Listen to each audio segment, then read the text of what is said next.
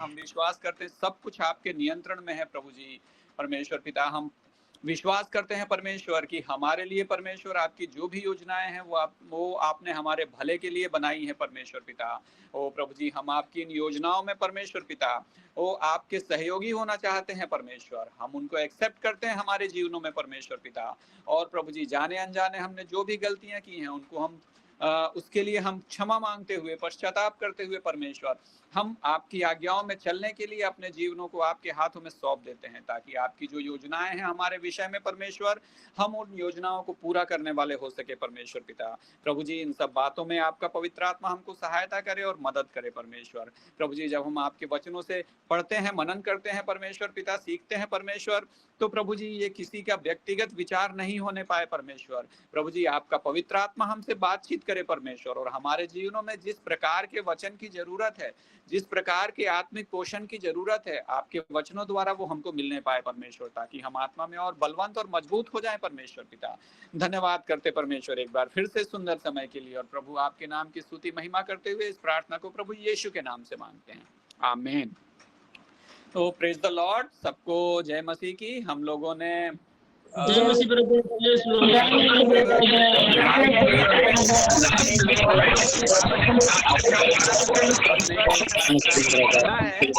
और परमेश्वर एक बहुत अच्छा पिता है, जो इस संसार का कोई अगर शारीरिक पिता जितना अच्छा हो सकता है, उससे बहुत अच्छा हमारा परमेश्वर पिता है।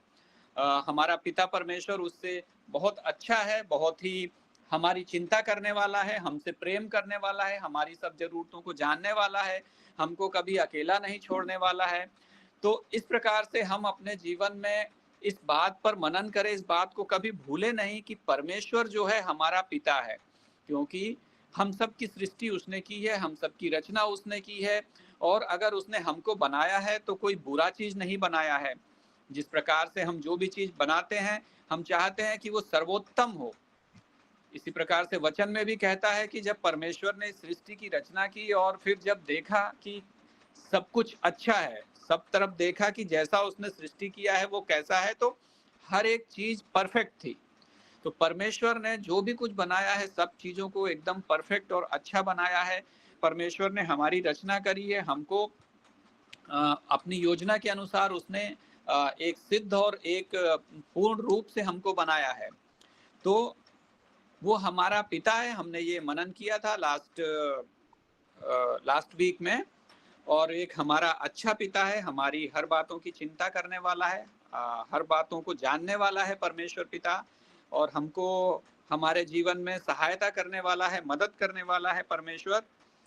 अब हम परमेश्वर हमसे चाहता क्या है, थोड़ा सा इस बात पर मनन करेंगे।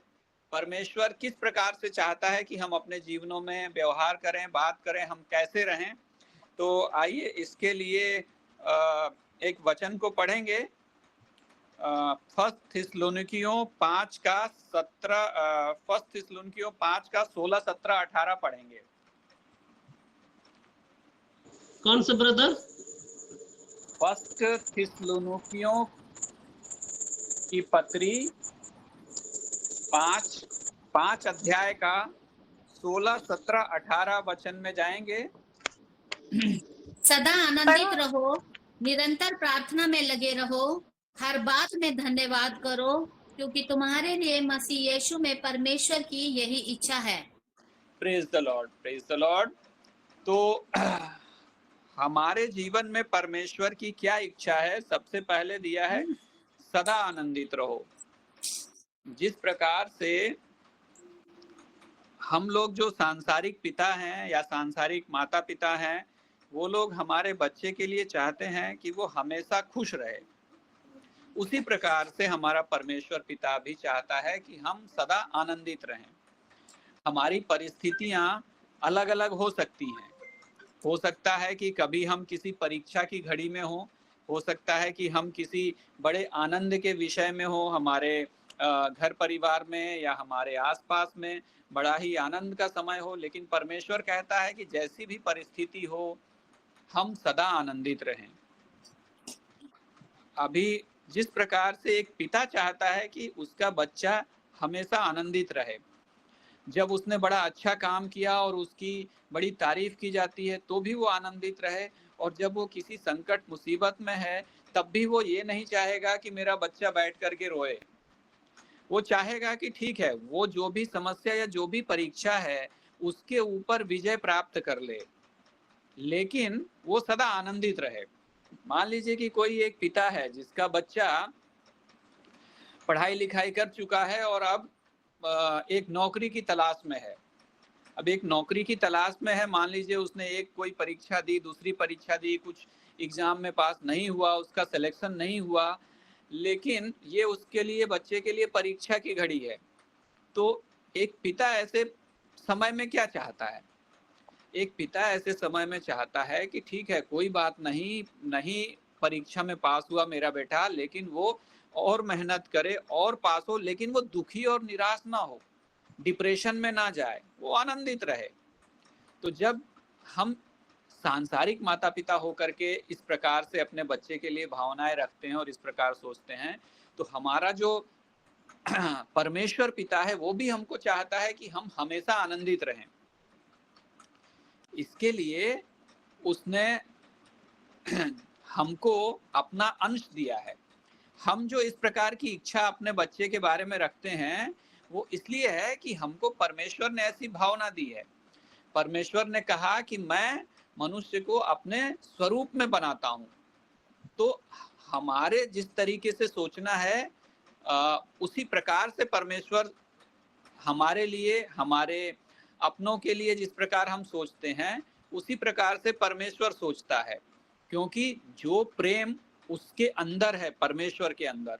हमने एक पीछे हफ्तों में देखा था कि परमेश्वर प्रेम है। तो परमेश्वर जो प्रेम है उसने अपना अंश अपनी आत्मा में से हमको भी दिया है, वो प्रेम हमारे अंदर भी डाला गया है। तो इसलिए हम भी उसी प्रकार से व्यवहार कर पाते हैं, उसी प्रकार से हमारे अंदर भावनाएं आती हैं। हमारे बच्चे के लिए जिस प्रकार जिस तरीके से हमको भावनाएं आती हैं, परमेश्वर को भी वही भावनाएं हमारे लिए आती हैं। जब हम दुखी होते हैं तो वो भी दुखी होता है। क्यों? क्योंकि जब हमारा बच्चा दुखी होता है तो हम भी दुखी हो जाते हैं।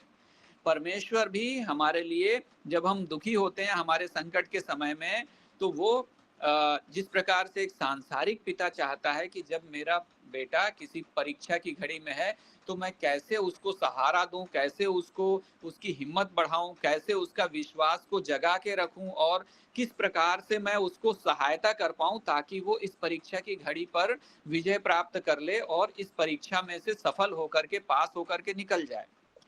ठीक उसी प्रकार से जब हम किसी भी परीक्षा में होते हैं, परीक्षा का मतलब जब हम किसी बीमारी में होते हैं, जब हम किसी नौकरी की तलाश या किसी हम आर्थिक तंगी में होते हैं, किसी काम धंधे में कोई सफलता अगर असफलता हो रही है, इस प्रकार की हम किसी परीक्षा में होते हैं, या हम किसी के साथ संबंधों में, जैसे हमारे दो भाई हैं उनके बीच में अगर कुछ लड़ाई झगड़े की बातें हो गई, संबंध खराब हो गया है, तो वो भी एक परीक्षा की घड़ी है और उस पर विजय ये है कि वो दोनों मिल करके उस संबंध को ठीक कर लें, तो ये विजय है। तो जिस प्रकार से एक पति पत्नी के संबंध में कुछ खटास आ जाती है और वो अगर किसी भी प्रकार से इसके ऊपर विजय प्राप्त कर लेते हैं, मतलब वो अपने संबंधों को फिर से अच्छा कर लेते हैं, मधुर कर लेते हैं, तो ये एक विजय की स्थिति है।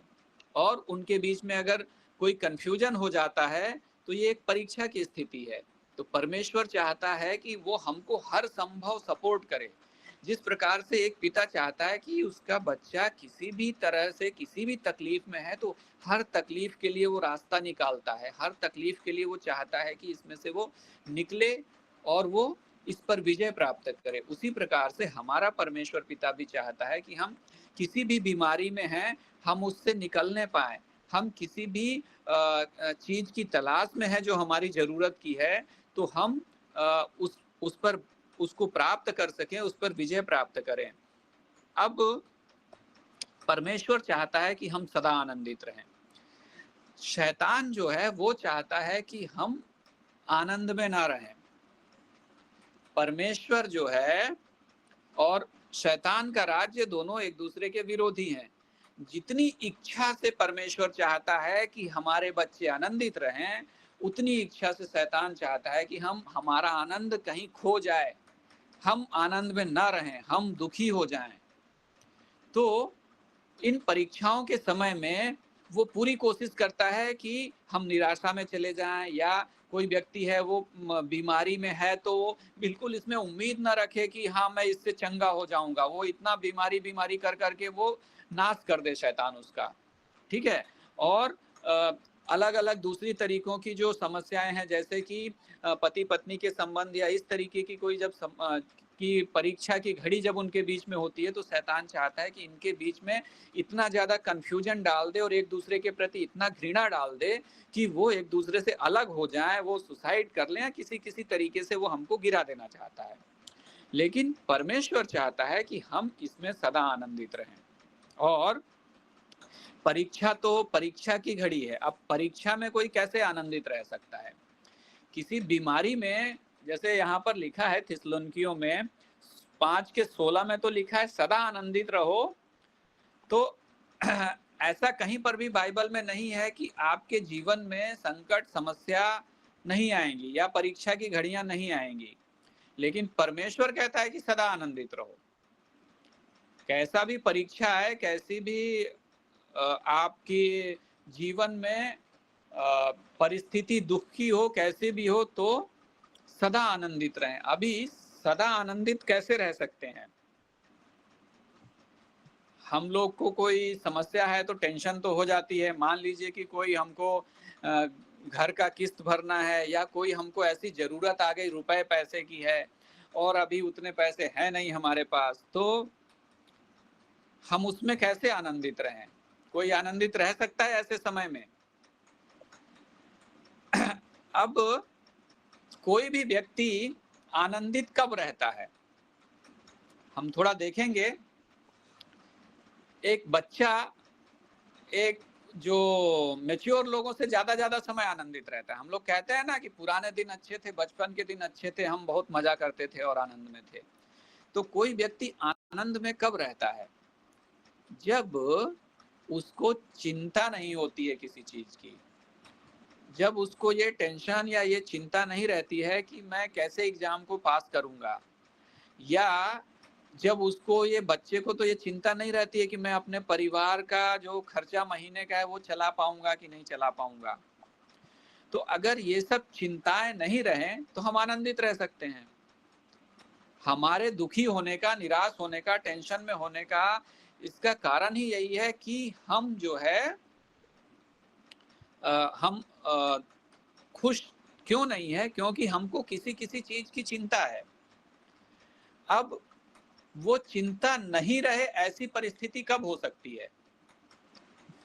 जैसे मुझे मान लीजिए कि कुछ ऐसा फीस जमा करने का कुछ ऐसा आ गया कि मुझे बच्चे की फीस जमा करनी है। अब मेरे को 2000 रुपए फीस जमा करनी रहती है, तो 2000 रुपए के हिसाब से मैंने सारी प्लानिंग की और मैं निश्चिंत था कि ठीक है 2000 रुपए मैं ऐसे जमा कर दूंगा। लेकिन स्कूल से मान लीजिए कि कुछ आया कि 2000 रुपए नहीं, किसी किसी कारण की वजह से 4000 रुपए जमा करना है और आपको 5 दिन के या 10 दिन के अंदर जमा करना है। तो अब ये हो गई एक परीक्षा की परिस्थिति हमारे जीवन में, एक हमारे विषम परिस्थिति हो गई, क्योंकि हम तो उसके लिए तैयार नहीं थे। अब ये चीज शैतान चाहता है कि इस परिस्थिति में हम टेंशन में आ जाए, कहाँ से करेंगे, कैसे करेंगे, अरे पत्नी के ऊपर चिल्लाया, अरे तुमने ज्यादा पैसे खर्च कर दिए, कुछ बचा के रखा होता तो दे पाते, या इस तरीके से शैतान हमारे दिमाग में विचार डालता है। और भी वो बुरे बुरे विचार डालता है कि हम नहीं दे पाएंगे तो क्या होगा, बच्चे को निकाल देंगे स्कूल से, ऐसा वैसा, इस तरीके की चीजें शैतान जो है डालता है। अब हम इस परिस्थिति में कैसे, हम अपने आप को कैसे एक्ट करें या क्या करें? तो सबसे पहले तो जो डर की या चिंता की परिस्थिति है, चिंता का जो उल्टा है, या चिंता नहीं आने का जो सबसे बड़ा अच्छा चीज है, हमको सुरक्षा मिले। सुरक्षा की भावना अगर हमारे अंदर आ जाए, हम सिक्योर हो जाएं कि नहीं भाई हमको यहाँ से पैसे मिल जाएंगे, तो हमारी टेंशन चली जाती है, हमारी चिंता चली जाती है।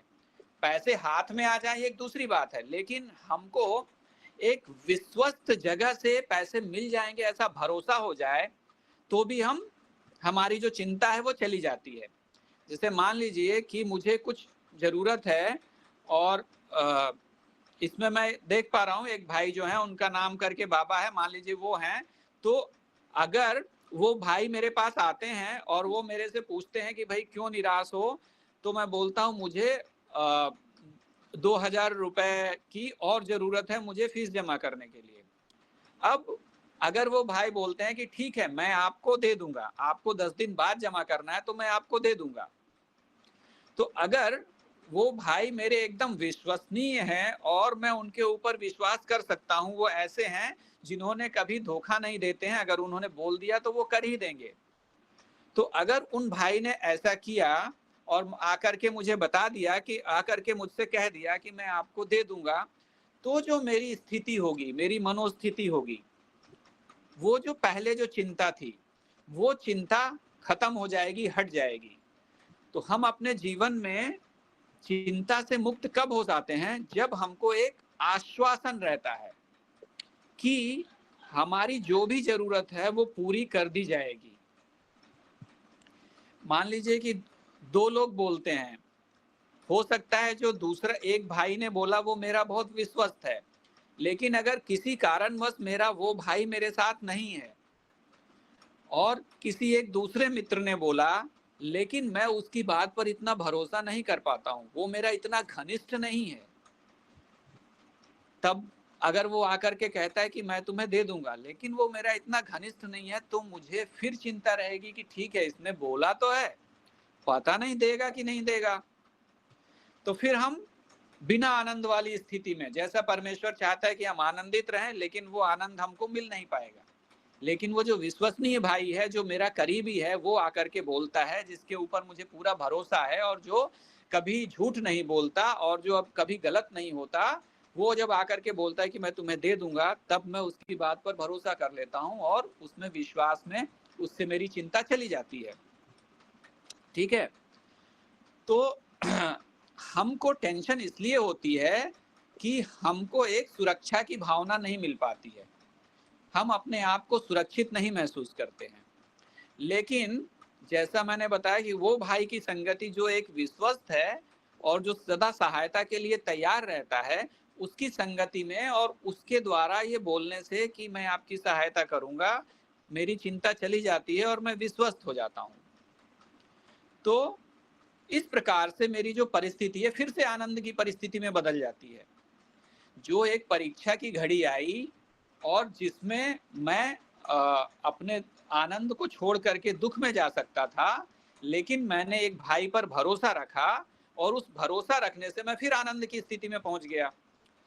पैसे अभी भी मिले नहीं है, ठीक है, पैसे अभी भी देना है, लेकिन जैसे ही ये आया, डिमांड आई, तुरंत उसी समय किसी भाई ने आकर के बता दिया, तो वो जो चिंता की परिस्थिति थी या जो चिंता थी मेरे ऊपर हावी नहीं हो पाई और मैं पुनः आनंद में आ गया। तो हमको आनंदित रहने के लिए किसी भी परिस्थिति में हमको चिंता नहीं करना है। चिंता नहीं करने के लिए हमको एक आशा चाहिए, हमको एक पॉजिटिव उम्मीद चाहिए कि हमारी हर समस्या टेक केयर कर ली जाएगी, चाहे वो बीमारी की हो, चाहे वो रुपए पैसे की घटी से लेकर के हो, चाहे वो आपसी संबंधों को लेकर के हो। जैसे मान लीजिए पति पत्नी के बीच कुछ बात हो गई और आपका झगड़ा हो गया, आप दोनों बात नहीं कर पा रहे हैं एक दूसरे से, उस समय में, उस परीक्षा की स्थिति में शैतान चाहता है कि वो आपके मन में ऐसी ऐसी बातें डालें कि अब तो वो पति नहीं मानेगा या ऐसा हो गया है, अब लड़ाई झगड़ा होगा, या उस पति के मन में ये डाले कि अभी पत्नी घर छोड़ करके चली जाएगी, उसको छोड़ देगी, या पत्नी के मन में ऐसा आ जाए।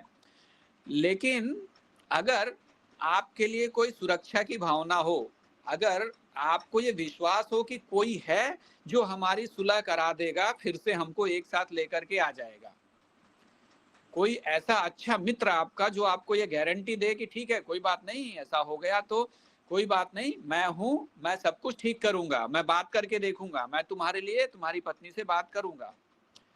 तो ऐसे परिस्थिति में हम जो होते हैं वो डर की परिस्थिति या वो जो चिंता की परिस्थिति है वो हमारी खत्म हो जाती है। तो ये जो विश्वास है और ये जो सहायक है, हमको हर समय ये सहायक जो है वो परमेश्वर हमारा सहायक है।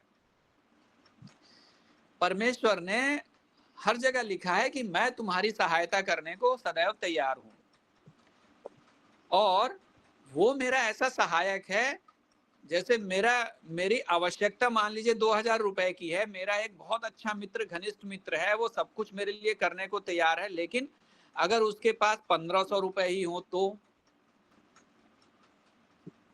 ठीक है ना। लेकिन परमेश्वर ऐसा है जिसके पास कभी भी उस चीज की कमी नहीं है। मुझे जितनी सहायता की जरूरत है उसके कई गुना मेरे परमेश्वर के पास है ना।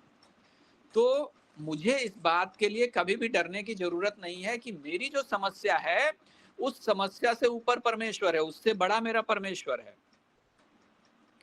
ना। तो मुझे जिस भी चीज की जरूरत होगी मेरा परमेश्वर मेरे साथ है, वो सब कुछ ठीक कर देगा, वो मेरी सहायता करेगा। क्यों करेगा? क्योंकि वो एक पिता है। हम अपने आप को उसकी जगह रख के देखें, हम एक पिता बन जाएं और अपने आप को अपने बच्चे से कंपेयर करके देखें कि जब उसकी जरूरत रहती है तो क्या मैं उसकी सहायता नहीं करूंगा।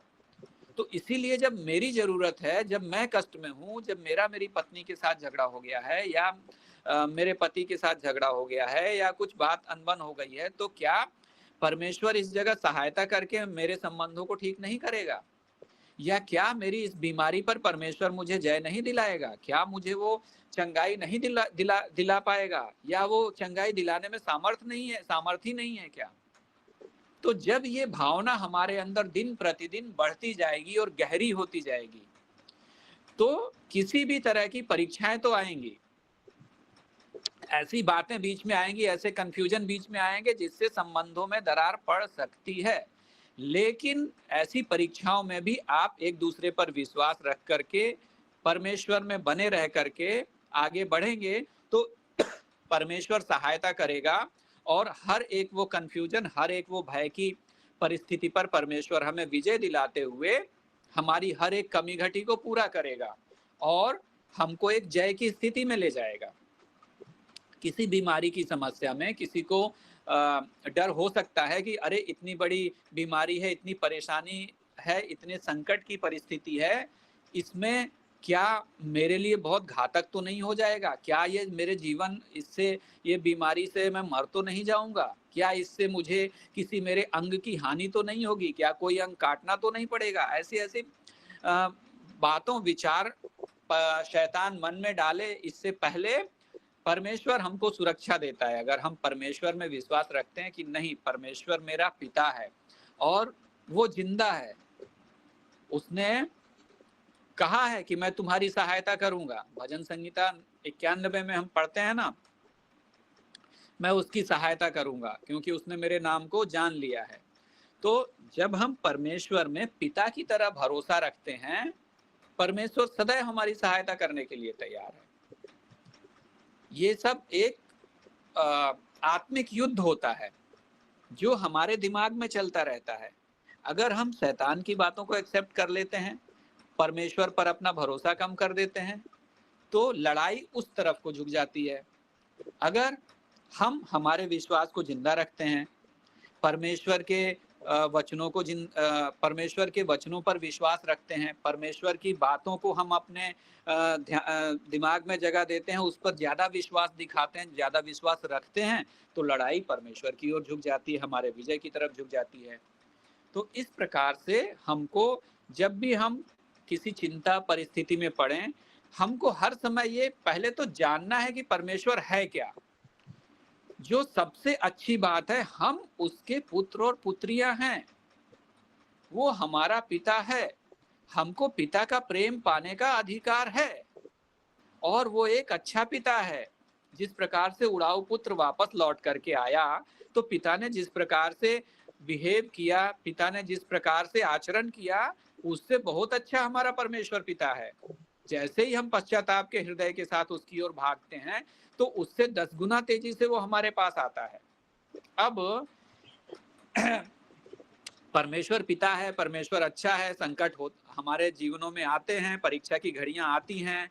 अब कैसे हमको सबको पता है परमेश्वर पिता है, हम सब ने पढ़ा है, फिर भी हम चिंता में चले जाते हैं, हम टेंशन में चले जाते हैं, हम घबराहट में चले जाते हैं। किसी डॉक्टर ने अगर बोल दिया कि अरे आपका ये टेस्ट करना पड़ेगा और इस टेस्ट में ऐसा रिपोर्ट आया है, अभी थोड़ा देखना पड़ेगा, ये करना पड़ेगा, वो करना पड़ेगा, तो घबराहट की परिस्थिति में आ जाते हैं। हम क्यों नहीं परमेश्वर पर उतना विश्वास रख पाते हैं? हमने वचन पढ़ा है, हमने ये भी पढ़ा है परमेश्वर पिता है, हमारी सहायता करता है, हमने पहले भी भजन संहिता 91 पढ़ा है, पढ़ते आ रहे हैं, लेकिन कोई बहुत ज्यादा विश्वास में मजबूत है और कोई कम है। हो सकता है कि जिसने भजन संहिता दिन में ज्यादा बार पढ़ता हो वो विश्वास में कमजोर हो, लेकिन जो कम ही पढ़ता हो वो भी हो सकता है कि विश्वास में मजबूत हो। तो विश्वास में मजबूत रहने के लिए क्या चीज की जरूरत है, या कौन सा ऐसा फैक्टर है जो विश्वास को दृढ़ करता है, हमारे विश्वास को बढ़ाता है? तो इसी एग्जाम्पल से सीखेंगे। मेरे 2 मित्र आए, ठीक, दोनों मित्रों की मुझे हेल्प करने की जरूरत है, दोनों 2000 रुपए मुझे देने को तैयार हैं और दोनों के पास पर्याप्त पैसा है।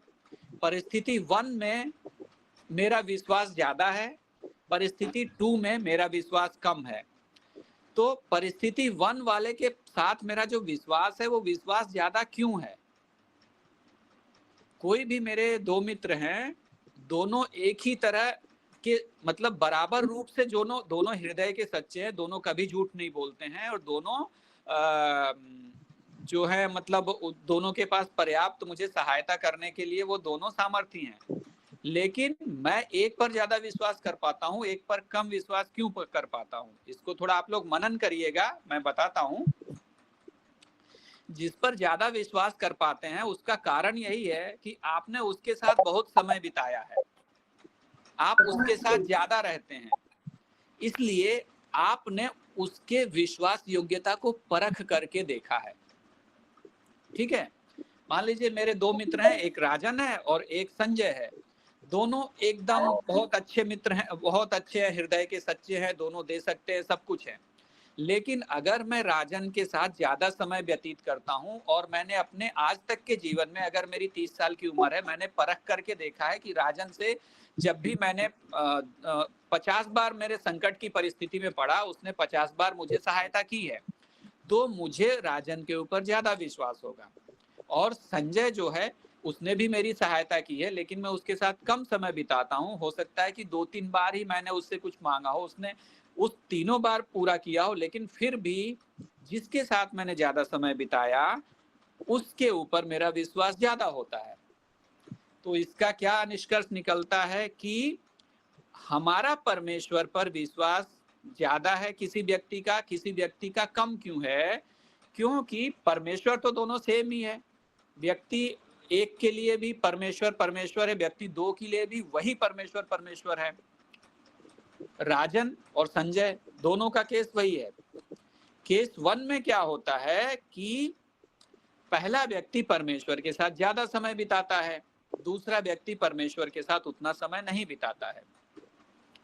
तो हम जितना अधिक परमेश्वर के साथ समय बिताएंगे, जितनी अधिक हम घनिष्ठता करेंगे, और हम अपने पिछले के जीवन में जब भी हमने परमेश्वर से मांगा है तो वो चीजों को याद करेंगे कि परमेश्वर ने मेरी जरूरत के समय मेरे जरूरत को पूरा किया है कि नहीं, और उसको याद करेंगे कि उसने तब भी मेरी जरूरत को पूरा किया है, तो आज की संकट की परिस्थिति में भी परमेश्वर मेरी सहायता करने को तैयार है और उतना ही विश्वास योग्य है।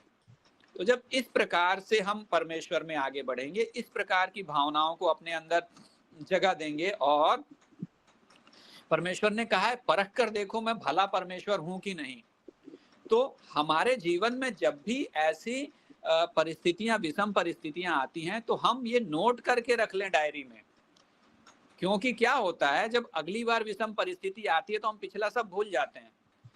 हमारे लिए परमेश्वर ने कितना कुछ करके हमको मुसीबत से निकाला, अगली परिस्थिति में हम भूल जाते हैं, क्योंकि उस समय का संकट हमको गहरा संकट लगता है। तो इसलिए हम इसको लिख करके रखें और हर ऐसी विषम परिस्थिति में हम उस डायरी को निकाल करके उसको देखें कि इस परिस्थिति में जब इतनी अधिक विषम परिस्थिति परमेश्वर ने तब मेरी सहायता की, तो वो आज भी मेरी सहायता करने के लिए सामर्थी है। जब मुझसे वो उस समय प्रेम करता था, वो आज भी मुझसे उतना ही प्रेम करता है, तो आज भी मुझे नहीं छोड़ेगा और नहीं त्यागेगा।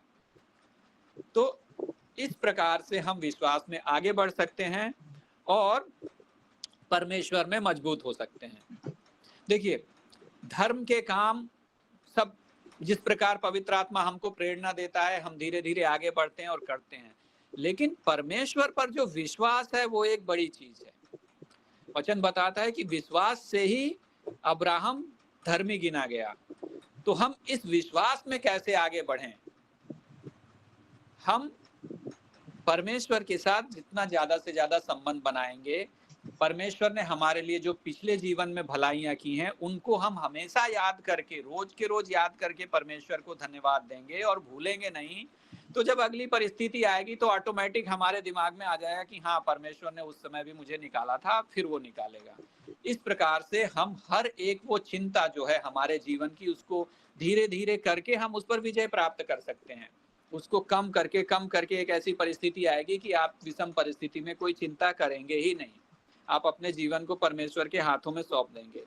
आप जो शद्रक, मेशक, अबेदनगो की परिस्थिति में पहुंच जाएंगे कि चाहे वो मुझे इस आग की भट्टी से बचाए चाहे नहीं बचाए, मेरा परमेश्वर है, वो कभी बदलने वाला नहीं है। जैसे हबक्कू ने कहा कि चाहे मेरे पेड़ पर अंजीर लगे चाहे नहीं लगे, फिर भी मैं आनंदित रहूंगा, क्योंकि परमेश्वर मेरे साथ है और मेरा परमेश्वर बदलने वाला नहीं है। तो इस प्रकार से चिंता को दूर भगाने के लिए हमको परमेश्वर के विश्वास में आगे बढ़ना है। विश्वास में कैसे आगे बढ़ेंगे? परमेश्वर के साथ ज्यादा से ज्यादा समय बिताना है। अपनी पुरानी जो टेस्टिमनीज है, पुरानी जो गवाहियां हैं, उनको लिख करके रखिए, उनको याद कर करके परमेश्वर को धन्यवाद दीजिए। परमेश्वर के वचनों में हम आगे बढ़ें। परमेश्वर से कनेक्टेड रहने का सबसे अच्छा तरीका है उसके वचन को पढ़ते रहना। इसके द्वारा पवित्र आत्मा प्रेरणा दे करके हमको परमेश्वर के साथ कनेक्ट करता है, तो हम वो राजन वाली मित्रता में चले जाएंगे जो कि जिस पर हमारा भरोसा ज्यादा है। तो अगर आज की परिस्थिति में हमारा कम विश्वास है, तो आगे आने वाले समय में और ज्यादा विश्वास में बने रहेंगे। और परमेश्वर कभी बदलने वाला नहीं है, वो विश्वास योग्य है, वो हमारी सहायता करके हमको हर संकट पर से विजय दिलाएगा। इस परिस्थिति में जाने से हम सदा आनंदित रह सकते हैं। तो परमेश्वर जैसा चाहता है, जैसी उसकी इच्छा है, हम उसको पूरा करने वाले हो सकेंगे, उसको पूरा कर सकेंगे। तो परमेश्वर हमको इन सब बातों में बढ़ाए, अपने विश्वास में हमको बढ़ाए। परमेश्वर हमको ऐसी प्रेरणा दे कि हम उसके वचनों में ज्यादा से ज्यादा बढ़ें, उसके साथ कनेक्टेड रहें, उस पर अपने भरोसे को बढ़ाएं, दिखाएं, उस पर अपने भरोसे को रखें कि वो हमारी सहायता करेगा। परमेश्वर इन सब वचनों से हमको आशीष दे, हमको अपने साथ में और आगे बढ़ाए। Praise the Lord. सबको